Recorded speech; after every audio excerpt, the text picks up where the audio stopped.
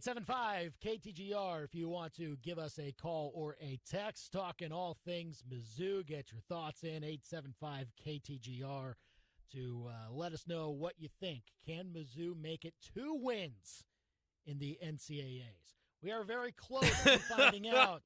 Oh, my who their, goodness. Opponent is going to be. Yeah. Whether it's Arizona or Princeton. And it's coming down to the wire, it appears. Now, let me be totally clear about what's happening right now as Arizona leads Princeton by 3 with a few minutes to go. I do not assume for a moment, Andy, that a game against Princeton would just be this sort of cakewalk that Mizzou, that's not part of my rooting interest here. Would I rather play Princeton? Yeah, but you know how it goes sometimes when you choose your opponents and you think you wanted something and then maybe it wasn't what you wanted after all. There have been multiple 15 seeds in the last few years that have advanced out of that first game, and then they win the second one too. St. Peter's is a great example, making it to the Elite Eight last year. So I'm not assuming that Princeton would just get rolled by Missouri. That's not what I'm saying. But it would be kind of exciting to see another 15 seed win. So I'm kind of keeping my eyes peeled on that one. Yeah. And even if Mizzou wasn't even in the bracket list, let's pretend they were an NIT team this year, and you had this game going on, we would be glued to it because it's March Madness. That was what was so exciting about Furman this morning over Virginia, whether you had it in your bracket or not. Here you go, 15 seed taking a 2 down to the wire. That's sort of part of the intrigue. But the fact that it's directly relevant to what happens in the lives of Mizzou fans sort of adds a layer here that I didn't know that I would be experiencing at 5:07 on the Big Show. Well, again, what you would be facing if it does end up being Princeton would be a team that is riding the highest of highs. Yeah, let's do that part first. Is there anything you have to say about Princeton? They can shoot the 3. They play tough. What I would prefer to do is start to talk about Arizona, because then we can maybe throw a little reverse jinx out there or something. Okay, all right. I think it's good. You're trying to throw us off a little bit? We don't even need to throw it off. Let's just say that respect Princeton if they end up being the team that Missouri plays. But how about Arizona? What does Mizzou do when they face that team that has Azuolas Tubelis and Umar Ballo, the 2 7-footers that, I don't know what that looks like at all for Missouri. I assume that Dennis Gates has an idea what it looks like, and obviously he'll get to see the result of this game in the next half hour or so, and then he can spend the next day and a half or so preparing for that situation. But Mizzou doesn't have size like that, and so I don't know how that stacks up against Arizona, honestly. I'll tell you, not well. Do you think it would be that simple? Do you think it would be that simple as Mizzou just can't hang because of the size advantage? I wouldn't be too that worried about Arizona's size and how well they can get buckets down low, right? If they weren't also a pretty elite 3-point shooting. Yeah, they can do it all. Good at both levels. Yeah, no, that's fair. We're talking you think Mizzou's got a good offense, and they do, but Arizona's is better by the numbers. Is better. What are they, 3rd in KenPom? I believe They're adjusted 4th in adjusted offensive. Okay, 4th. Mizzou, I believe, is need to check it again, but they were 9th, I think, before the game today, something like that. Top 10. Yeah. So it's not. It's certainly respectable. It's a lead also. But you saw Mizzou today. Took a little bit of time for them to hit some shots towards the second half. Yeah. Can't do that against Arizona. Nope, but the other side to that is Arizona plays with a very quick tempo, and Mizzou sort of likes that, right? They can lean into that sort of pace of game. You won't see Arizona trying to slow Mizzou down. A lot of times you talk about stylistic matchups in the NCAA tournament, one side trying to slow down the other. I think Arizona would try to speed Missouri up, and Missouri would go, okay, that sounds good to us, too, and we're going to turn you over in the process. We're going to try to beat you at your own game. I sort of like that aspect of it. I worry about getting into the half court and allowing those 2 big guys to go to work because I don't think Missouri has the ability to guard either of them, and I also think if you're going to have Kobe Brown involved in that process, and if he gets into early foul trouble, then you're even more susceptible. You're going to need players on the floor that you don't want to be playing on March 18th for Missouri, if that makes sense. Remember the Mississippi State game, the first one on the road, where the lineups, they tried some different things because they had to against the Tolu Smith and the size that the Bulldogs bring to the table. I just don't think that works to Missouri's advantage, especially against a team like Arizona that can run the floor as well as they do. It's going to be interesting if that ends up being the matchup. But again, I do fear about Mizzou's ability to cover both.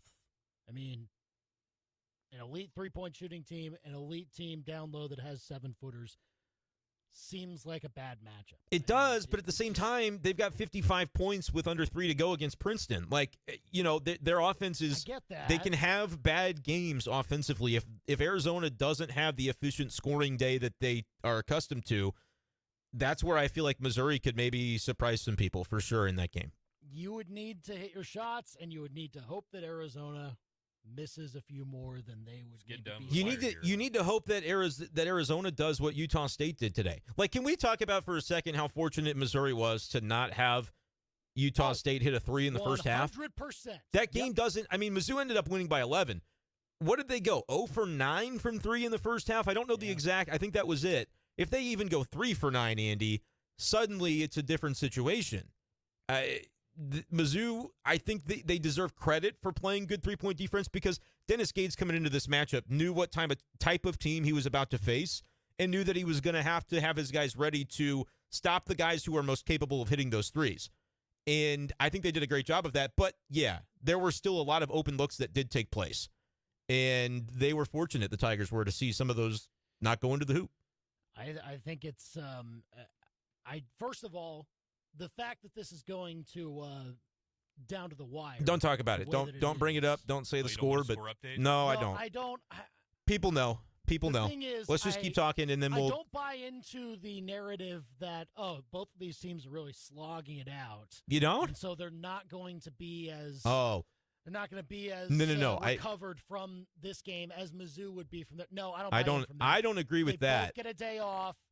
They played at pretty much the exact same time, and teams that have won close like this have absolutely been. They open it up. They sometimes are capable of opening it up to hit their true, the true extent of what they want to do offensively. In the case of in Arizona, what do they want to do? They want to speed you up. They're top 10, I believe, right, in adjusted tempo. I know they're pretty high up on the list. Team. Yes, they're very fast. So what's happening for them against Princeton today is not what they would choose for themselves, right? They don't want a game to be in the mid-50s. If the game's in the mid-50s, that was the only chance that Princeton really had to try and pull off the upset.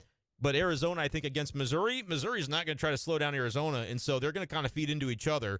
It's just going to be about who's more efficient offensively, I think, at that point. But then, I mean, Arizona's going to be fine playing fast either way. They will. Right? That's what I'm saying. But that's where you just need to, whatever your rate of offensive success is, it's got to be a little higher than theirs because you're going to do similar stuff, and they're going to have an element of their game of, we got two guys that stand 7 foot tall or higher that we can throw at you too.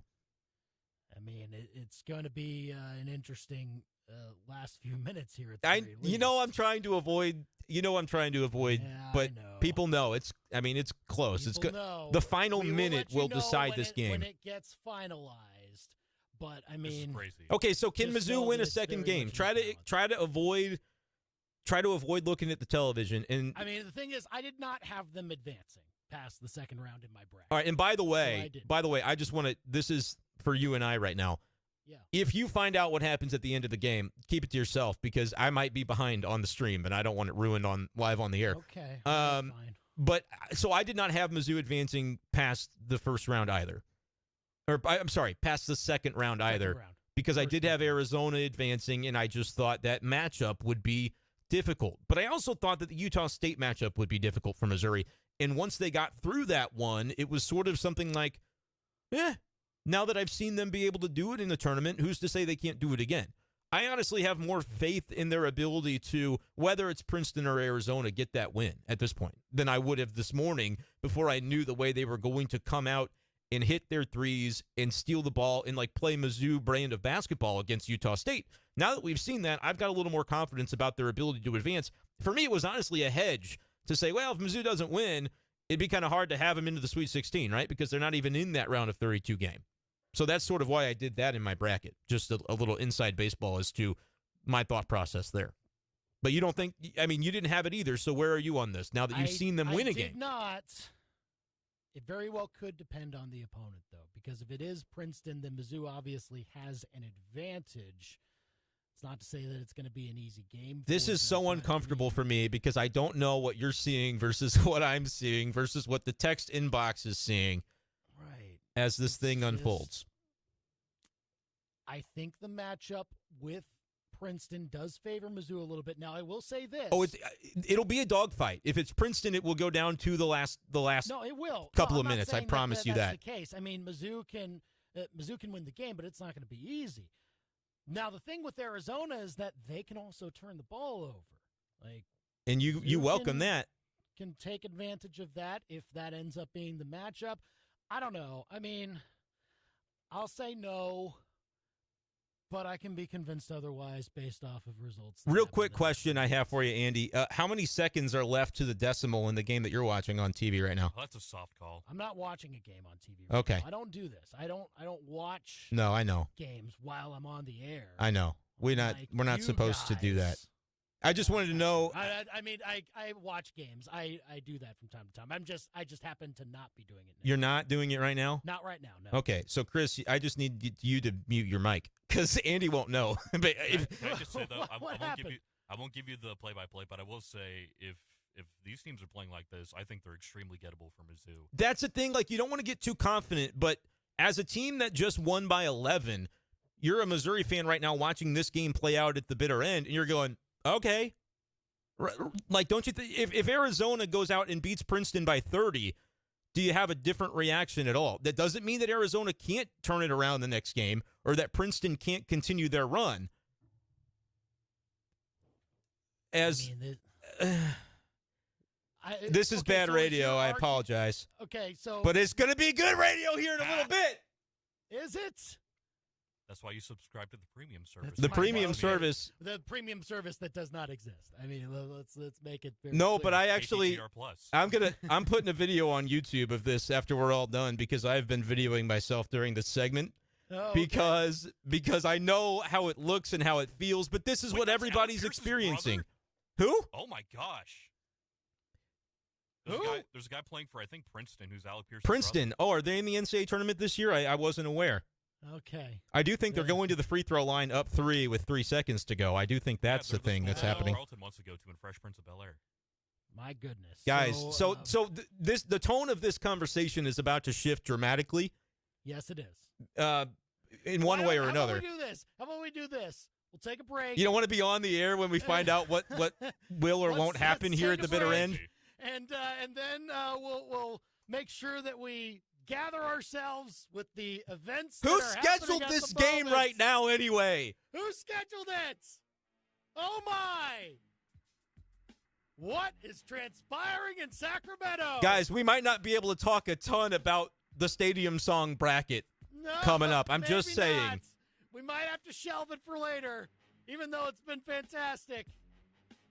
We're talking what we know now is going to be the matchup for Mizzou on Saturday. Next on the Big Show, KTGR.